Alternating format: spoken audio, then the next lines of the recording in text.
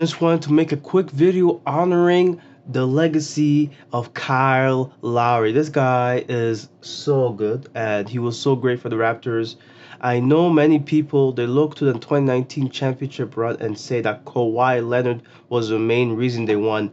And I'm not denying that he was the most impactful player that year.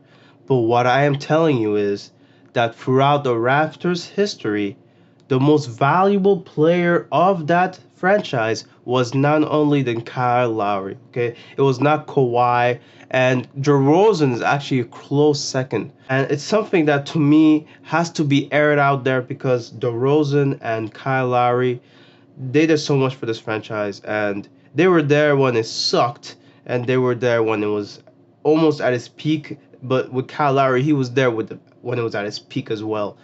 And honestly, I don't feel too bad about Kyle Lowry leaving. I mean, the Raptors were going to trade him at some point, and I guess the time came that they had to do it. And I'm actually happy with the players that they got.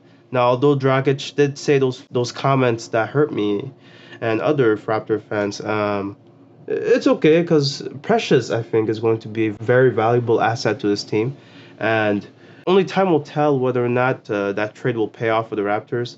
You know, right now is going to pay off for Miami. They're going to be a very good team with Kyle Lowry. I'm pretty confident that they'll be a top four seed team and make it to the playoffs and perhaps even make it beyond the second round for the second time in the last 3 years. Now, Miami has is upsized. They have a great potential to run the East for the future.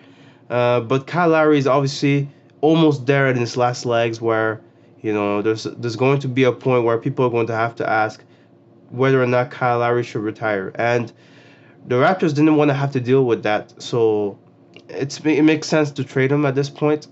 If he can do it on another team, if he can go to the finals or even win a championship in a different team, that would be excellent. That would be very cool. I'd be happy if he ever did win a championship outside of Toronto because he deserves it. He really deserves it. He's a fighter. He's a bulldog, man. He comes in and he pushes you around, and people think he's small, so it means he's weak. He's not weak at all, man. If you've seen him play, man, you can tell this guy's a pretty strong guy, and you wouldn't want to mess with somebody like that when you're on the streets, man. I'm telling you, Kyle Lowry, he's there, bro. He's strapped up, if you know what I mean.